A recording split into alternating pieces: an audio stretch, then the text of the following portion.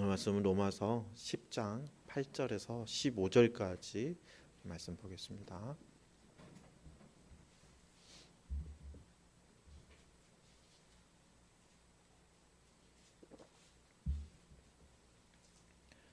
그러면 무엇을 말하느냐? 말씀이 내게 가까워 내 입에 있으며 내 마음에 있다 했으니 곧 우리가 전파하는 믿음의 말씀이라.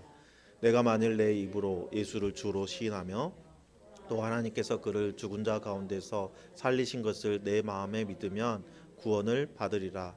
사람이 마음으로 믿어 의에 이르고 입으로 시인하여 구원에 이르느니라. 성경에 이르되 누구든지 그를 믿는 자는 부끄러움을 당하지 아니하리라 하니 유대인이나 헬라인이나 차별이 없음이라. 한 분이신 주께서 모든 사람의 주가 되사 그를 부르는 모든 사람에게 부요하시도다. 누구든지 주의 이름을 부르는 자는 구원을 받으리라. 그런즉 그들이 믿지 아니하는 일을 어찌 부르리요? 듣지도 못한 일을 어찌 믿으리요? 전파하는 자가 없이 어찌 들으리요? 보내심을 받지 아니하였으면 어찌 전파하리요? 기록된 바 아름답도다 좋은 소식을 전하는 자들의 발이어함과 같으니라. 아멘. 영화 써니 여러분 보신 적 있으신가요? 써니에 보면 마지막 부분에요.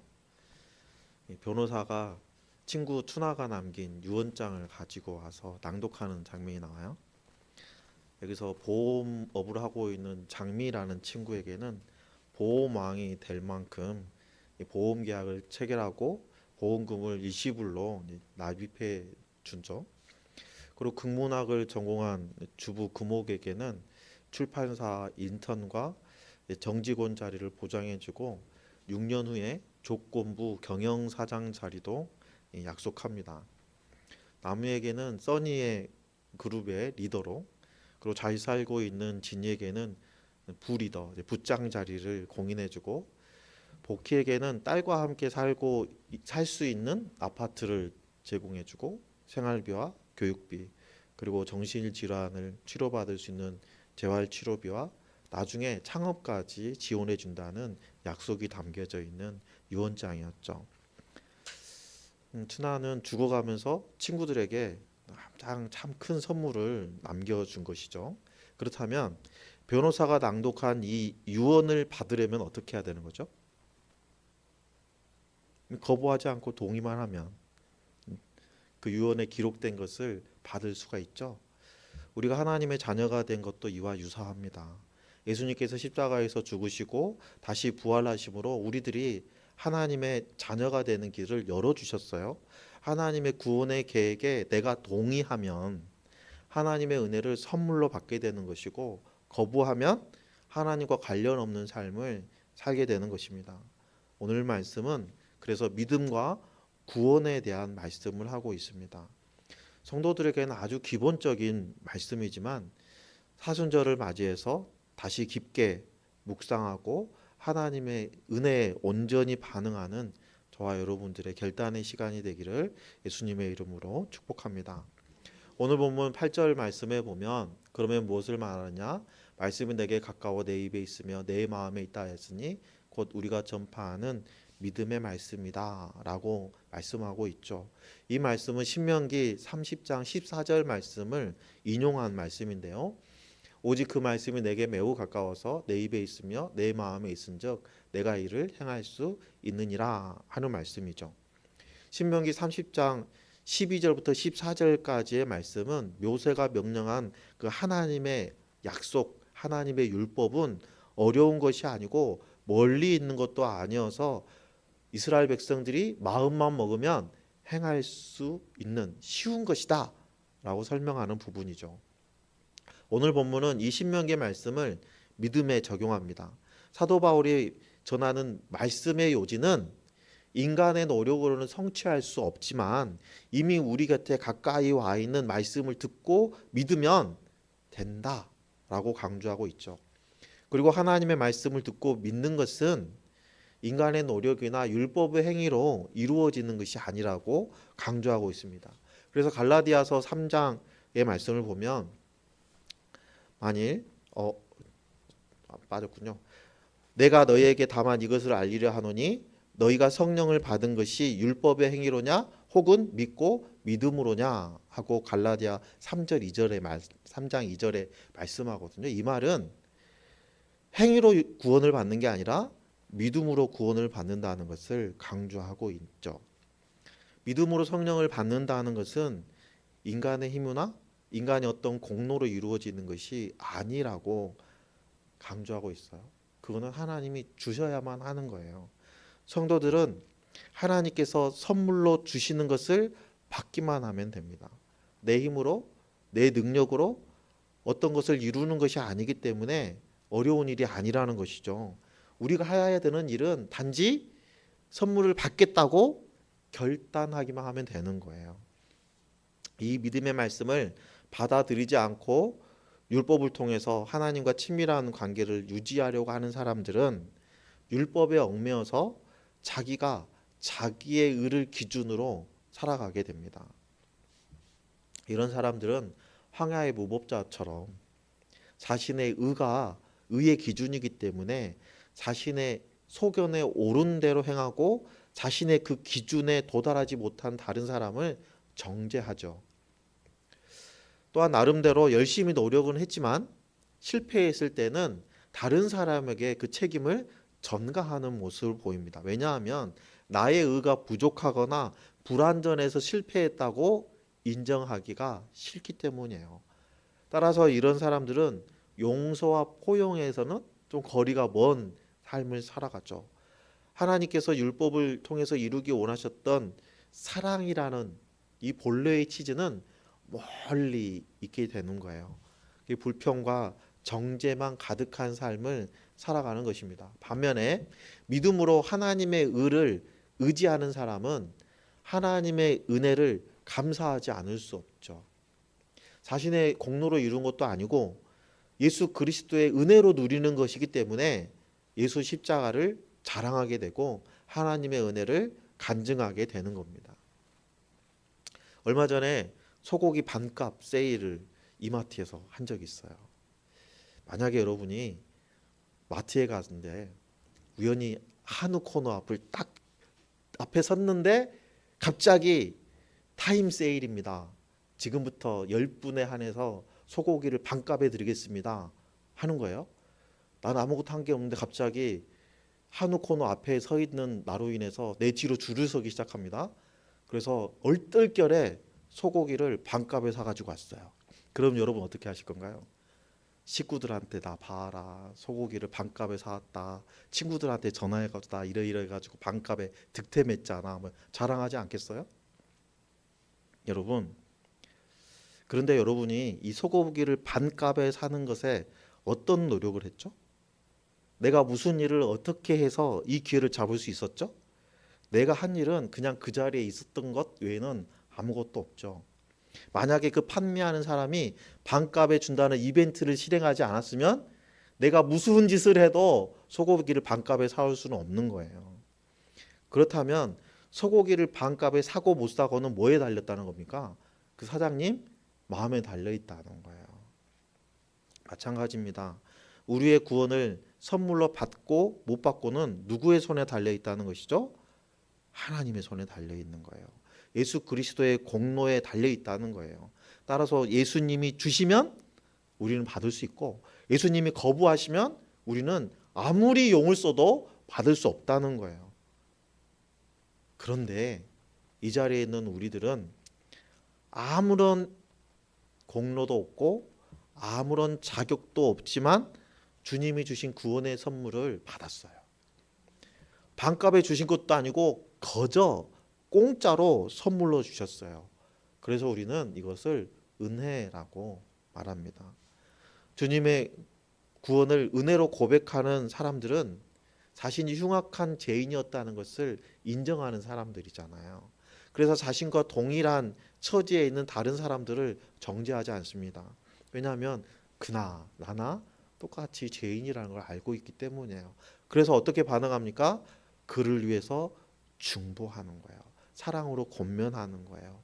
동면상련이라고 그 사람이 겪고 있는 그 문제가 나의 문제이기 때문이죠. 그래서 얼굴에 항상 웃음이 있고 넉넉한 마음으로 다른 사람을 섬기는 삶을 살아갈 수 있는 것입니다. 이처럼 하나님의 의를 의지하는 사람이 되기 위해서 필요한 것은 8절에 언급하는 믿음의 말씀이에요. 그렇다면 믿음의 말씀이라는 것을 무엇을 의미하는 걸까요? 9절에 보면 내가 만일 내 입으로 예수를 주로 시인하며 또 하나님께서 그를 죽은 자 가운데서 살리신 것을 내 마음에 믿으면 구원을 받으리라. 9절 말씀을 통해서 믿음의 말씀이라는 것은 예수님을 주로 시인하고 하나님께서 예수님을 죽은 자 가운데서 살리셔서 부활하신 것을 내 마음에 믿는 것을 의미하는 것이죠.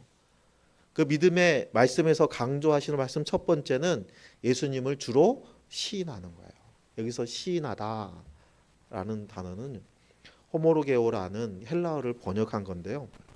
동의하다, 고백하다라는 의미를 가지고 있어요. 따라서 예수님을 주로 시인한다는 것은 예수님을 나의 주인으로 고백한다는 거예요. 나의 주인이라고 동의한다는 거예요. 단지 호칭만 주여라고 부르는 것이 아니라 예수님을 나의 주인으로 고백한다는 거예요. 내 인생을 통치하시고 주관하시는 주님이라고 동의한다는 거예요. 예수님이 나의 주인이라고 고백하는 사람이라면 예수님의 말씀에 귀를 기울일 수밖에 없고 예수님이 명령하신 일은 앞뒤 계산하지 않고 복종하게 되는 겁니다. 삶의 모든 부분에서 100% 순종하지 않는 것은 결국 불순종하게 되는 것이죠. 어떤 부분은 내 마음대로 하고 어떤 부분은 하나님 뜻대로 하는 것이 아니라는 거예요. 아무리 쉽고 내가 내 능력으로 할 수 있는 것이라 할지라도 일단 주님께 기도해 보는 거죠. 그것이 성도의 자세인 거예요. 말씀에서 믿음의 말씀에서 강조하시는 말씀 두 번째는 하나님께서 예수님을 죽은 자들 가운데서 살리신 것을 마음에 믿어야 한다는 거예요. 하나님의 전능하심과 예수님의 부활을 믿는 것이 믿음의 핵심 내용이라는 것입니다. 예수님의 부활을 믿지 못하고 하나님의 전능하심을 믿지 못하면 성도의 믿음은 헛된 것이 되는 거예요. 모든 상황에서 하나님 향한 그 믿음이 허탄한 것이 되고 만다는 것이죠. 오늘 말씀에 따르면 예수님을 주로 고백하고 하나님의 전능하심과 예수님의 부활을 믿으면 어떤 결과를 보게 된다고 말씀하시나요? 첫 번째는 믿음으로 구원을 얻는다고 말씀하십니다. 여기서 구원을 받는다는 것은 단순하게 생명을 구조한다라는 의미보다는 하나님 앞에서 내가 섰을 때 의롭다 여김을 받고 하나님의 자녀가 되고 영원한 생명을 얻는 것을 의미합니다. 예수님을 주로 고백한다는 것은 예수님을 나의 주인으로 나의 구원자로 영접하는 것을 의미하는 거잖아요. 이 과정에서 다른 어떤 것, 선행이나 봉사나 그 외 다른 어떤 것은 필요하지 않습니다. 내가 구원을 누리는 것은 믿음 하나로 충분합니다. 사도 바울이 성도들에게 이렇게 매우 기초적인 것을 강조하는 이유는 이 기초적인 것을 이루지 못하고 여전히 믿음 위에 또 다른 무엇이 있어야 된다고 생각하는 사람들이 많이 있었기 때문이에요. 믿음이 아닌 다른 것으로 구원을 얻으려는 사람이 여전히 있었기 때문입니다. 교인들이 선을 행하고 봉사를 하는 것은 선을 행하고 봉사를 통해서 선을 쌓아야 구원에 이르기 때문에 하는 것이 아니라 내가 이미 구원받은 백성이기 때문에 감사한 마음으로 하나님의 성품이 내 몸에서 흘러나와서 선한 일을 하게 되고 봉사를 하게 되는 거예요. 따라서 함께 봉사하고 있는 믿음의 지체들이 내 눈에 못마땅해 보이고 내 성에 차지 않는다고 해서 내 생각에 그 사람이 믿음이 없는 것처럼 보인다고 해서 내가 그들을 정죄하지는 않습니다. 그래서 그들을 위해서 기도하게 되는 거예요. 왜냐하면 그들도 나와 같이 구원받은 하나님의 자녀들이기 때문이에요. 감사한 마음으로 봉사하는 사람의 마음은 포용력이 있어서 나에게 실수하는 지체가 있어도 용서할 수 있는 마음으로 대할 수 있게 되는 거죠. 만약에 내가 다른 지체를 정죄하고 있다면 나는 여전히 어린아이의 신앙에서 벗어나지 못하고 있는 초짜 신앙이다. 초보 성도다라는 것을 증명하는 거예요. 여러분, 아무리 초보 성도라도 그가 믿음의 말씀을 듣고 예수님을 주로 영접해서 하나님의 자녀가 됐다면 그는 구원받은 백성입니다. 예수님을 주로 고백하는 사람은 누구라도 구원을 받죠. 그래서 13절에 보면 누구든지 주의 이름을 부르는 자는 구원을 받으리라 하고 말씀하고 있는 거예요.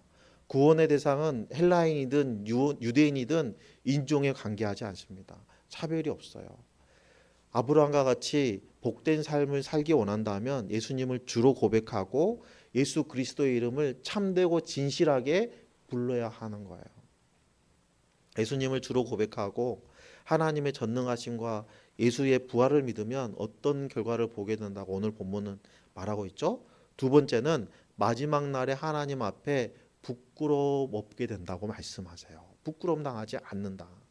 주님 다시 오시는 날에 믿음이 없이 거짓되게 예수님의 이름을 부르는 자는 구원받지 못하고 하나님 앞에서 부끄러움을 당하게 될 것입니다. 하나님 앞에서 부끄러움을 당하지 않는 유일한 방법은 예수님을 믿는 거예요. 그래서 11절에 성경에 이르되 누구든지 그를 믿는 자는 부끄러움을 당하지 아니하리라 하고 약속해 주시는 거예요. 부끄러움을 당한다는 것은 구원에 이르지 못한다는 거예요. 학연이나 지연이나 혈연으로는 구원을 이루는 것이 아니죠. 이스라엘 백성들은 믿음을 의지하지 않고 행위를 의지했기 때문에 하나님의 의에 이를 수 없었던 거예요. 그리스도 안에 담겨있는 하나님의 은혜를 거부하고 자신들의 행위로 구원을 이루려고 했기 때문에 심판의 자리를 벗어날 수 없었던 것입니다. 다른 사람이나 무엇을 신으로 고백하는 사람은 멸망할 수밖에 없죠. 우리가 살다가 갑자기 어려운 문제를 직면하게 되면 우리가 거의 본능적으로 하는 행동이 있어요. 이 문제를 해결해 줄 만한 사람을 찾는 거예요. 나를 도와줄 사람을 찾는 거예요. 그런데 여러분 어떻습니까? 사람을 믿고 의지하면 낭패를 당하는 경우가 많이 있잖아요. 믿었던 사람이 약속을 지키지 않고 배신하는 경우가 많잖아요. 여러분 지금도 사기당하는 사람이 많잖아요. 여러분 사기당할 때 생판 모르는 사람한테 당합니까? 잘 알고 지내는 사람한테 당합니까? 사기는요 대부분 나랑 친한 사람한테 당해요. 그런데요 여러분 어려운 일을 만났을 때 하나님 앞에 나가서 모든 문제를 하나님께 내려놓고 하나님의 약속을 붙드는 사람은 절대로 부끄러움을 당하지 않습니다. 하나님께서는 반드시 약속을 지키시고 이루시는 분이기 때문에 예수님을 믿고 예수님께 모든 문제를 맡긴 사람은 절망하지 않는 거예요. 그 문제로 낙심하지 않는 거예요. 하나님께서 약속하신 대로 예수님을 믿는 사람은 구원해 주십니다. 영적인 구원뿐만 아니라 우리가 직면하고 있는 모든 문제에서도 우리를 건져 주시는 거예요. 하나님의 나라를 영원한 유업으로 상속받게 하실 뿐만 아니라 이 땅에서도 하나님의 자녀로 복을 누리고 살아가게끔 해주시는 거예요. 그때 필요한 것이 오늘 보면은 믿음의 말씀이라고 표현하고 있습니다. 예수님을 주로 고백하고 하나님의 전능하심과 예수님의 부활을 믿으면 어떤 결과를 믿게 되느냐, 보게 되느냐. 그 세 번째가 믿음의 말씀을 전파하는 자가 된다고 말씀하고 있어요. 14절에 보면 그런즉 그들이 믿지 아니하는 일을 어찌 부르리요 듣지 못한 일을 어찌 믿으리요 전파하는 자가 없이 어찌 들으리요 하고 말씀하세요. 믿음의 말씀을 전해주는 사람이 없으면 복음을 듣지 못하고 복음을 듣지 못하니까 믿음이 생기지 못하고 믿음이 없으니까 구원받지 못하는 경우가 생기는 거예요. 그래서 예수님께서 부활 승천하시면서 제자들에게 성도들에게 뭐라고 명령하셨습니까? 땅 끝까지 이르러 나의 증인이 되라 말씀하신 거예요. 구원받은 백성은 예수님의 증인이 되기 위해서 노력해야 돼요. 구원받은 백성들은 열방을 위한 복의 통로가 되기 때문이에요. 구원의 통로가 되기 때문이에요. 예수님은 이 땅에 오셔서 어떤 특정한 사람, 어떤 특정한 인종만을 위해서 십자가 지신 게 아니잖아요. 만민을 위해서 고난을 당하시고 십자가를 지셨습니다. 요에서 2장 28절에 보면 그 후에 내가 내 영을 만민에게 부어주리니 너희 자녀들이 장래일을 말할 것이며 너희 늙은이는 꿈을 꾸며 너희 젊은이는 이상을 볼 것이다 고 말씀하고 계세요. 이러한 복이 특정 민족에게 주시는 게 아니라 모든 민족에게 만민에게 부어주신다는 거예요. 하나님께서는 구원받은 백성들에게 성령을 주시는데 그 대상이 만민 모든 백성들이라는 거예요. 하나님께서 아브라함을 갈대아 우르에서 부르셔서 열방을 향한 복의 통로로 삼으셨어요. 우리나라는 열방에 예수님의 증인이 되라는 이 말씀을 붙들고 해외로 나가서 선교에 열중하고 있죠.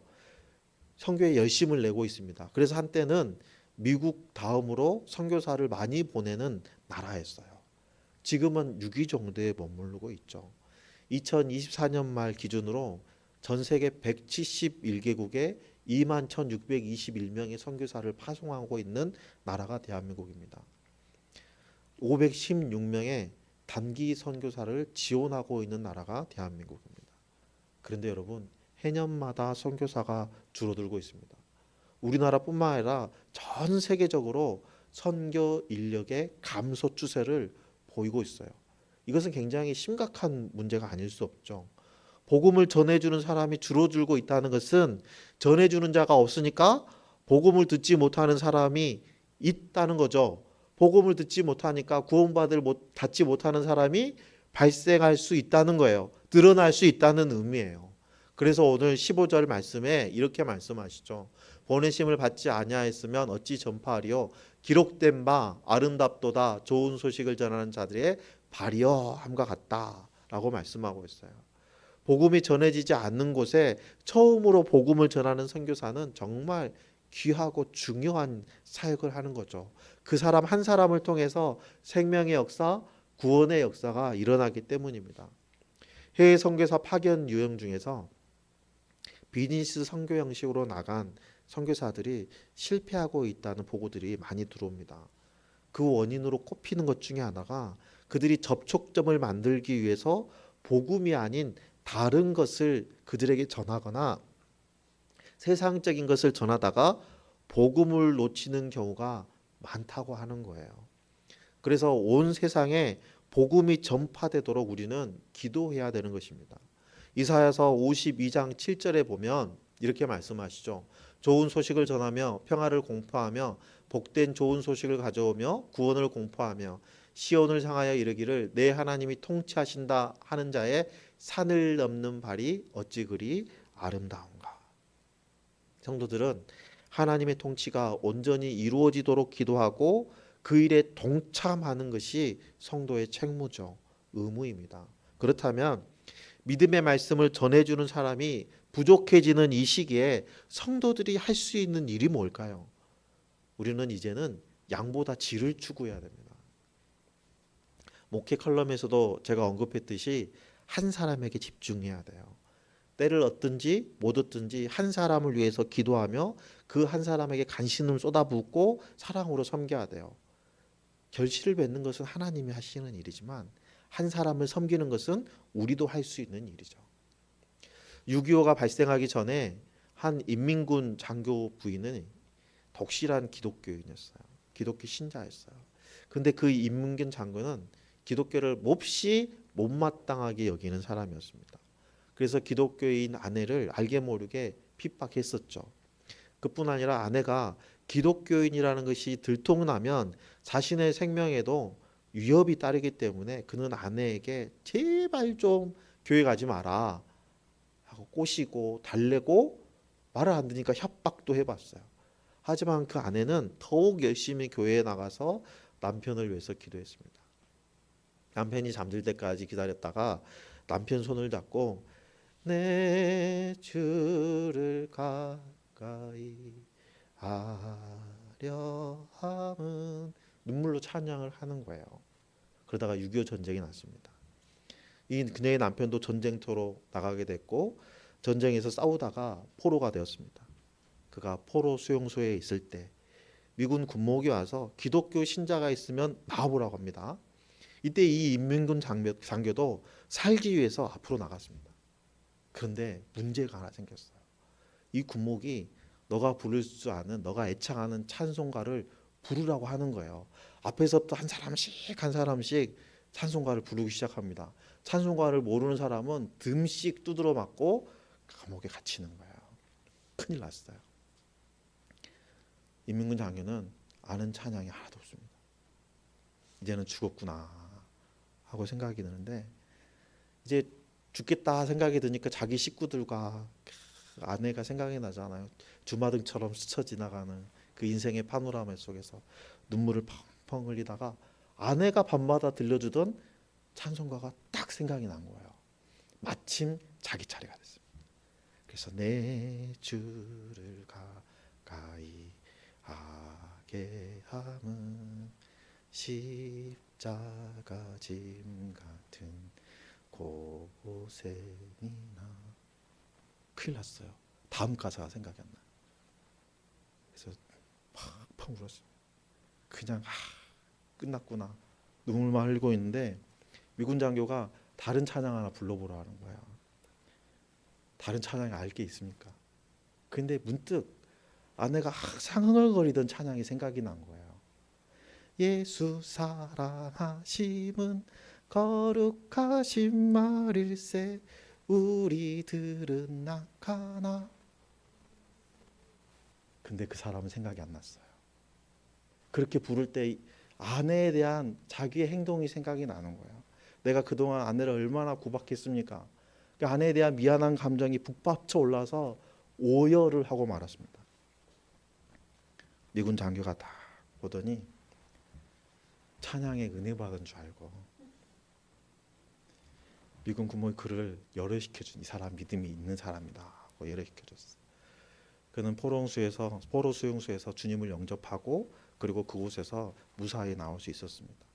한 사람이 뿌린 그 믿음의 말씀이 그렇게 한 사람을 살리게 되었죠. 이처럼 때를 못 얻든지 믿지 않는 사람에게 믿음의 말씀을 전하는 것이 매우 중요한 일입니다. 그런데 그보다 더 중요한 일이 있어요. 단지 그 사람에게 믿음의 말씀을 전하는 것을 넘어서 그 사람을 제자로 세우는 일입니다. 한 사람을 구원받는 일도 정말 귀하지만 그것을 우리는 만족하는 것이 아니라 우리를 통해서 믿음의 말씀을 듣고 구원받은 사람이 제자가 되어서 또 다른 사람에게 믿음의 말씀을 전하는 사역을 감당할 수 있도록 우리가 지원해야 되는 거예요. 믿음의 말씀을 전하는 것이 이 땅에서 하나님의 나라를 확장시키는 힘이 되는 것입니다. 오늘 우리는 예수님을 영접한 사람이라면 당연히 누리고 있는 구원에 대해서 살펴보고 있습니다. 매년 반복되는 사순절이지만 올해는 정말 올해만큼은 믿음과 구원에 대한 그 상관관계, 그리고 우리에게 조건 없이 부어주신 그 구원의 은혜를 묵상하면서 하나님의 은혜에 합당한 삶을 결단하고 말씀대로 순종하는 삶을 살아내기를 원합니다. 갚을 수 없는 하나님의 그 은혜로 믿음으로 인해서 구원받은 우리들이 그 은혜에 조금이라도 보답할 수 있는 방법은 믿음의 말씀을 전하는 거예요. 일상에서 예수 그리스도의 십자가의 복음을 간증하는 저와 여러분 되기를 소망합니다. 무엇보다 우리는 모두가 자격 없는 자들이었지만 우리에게 믿음의 말씀을 전해준 선교사들 덕분에 우리가 지금 하나님의 자녀가 될 수 있었다는 것을 기억해야 됩니다. 복음의 빚진 자로서 그 빚을 갚는 삶을 살아내기를 소망합니다. 빚을 갚는 삶은 말로만 해서는 될 수 있는 것이 아니죠. 행동으로 드러나야 됩니다. 어느 한 교회 간증인데요. 교회 인근에서 사과를 파는 아주머니가 계셨어요. 교회 인근에 있으니까 그 교회 교인들이 얼마나 많이 가서 전도를 했겠습니까? 수많은 교인들이 가서 그 아주머니를 전도했는데 난공불락의 성이었습니다. 꼼짝도 하지 않는 거예요. 그런데 어느 날 이 아주머니가 말끔하게 차려입고 교회에 출석한 거예요. 교인들이 깜짝 놀랐습니다. 아니 어떻게 교회에 나왔게 됐냐고. 나오라고 할 때는 그렇게 단호하게 거절하더니 그때 이 아주머니가 얘기하는 거예요. 일주일에 3번씩 우리 가게에 들리는 신사분이 한 분 계셨대요. 그분은 오시면 항상 못생기고 덜 싱싱한 사과를 골라갔다 하는 거예요. 그래서 어느 날은 너무 미안해가지고 사과 몇 개를 이렇게 서비스로 드렸더니 그러지 마시라고 손사래를 치면서 거절하면서 싱싱한 사과는 다른 분에게 파시고 나는 오늘 당장 먹을 거기 때문에 좀 썩은 것도 괜찮다 하고 가져가시더라는 거예요. 그때부터 이 아주머니는 그 신사분에 대한 존경심이 마음속에서 쫙 올라오는데 어느 날 그 신사분이 쓱 오셔가지고 아주머니 예수 믿으세요.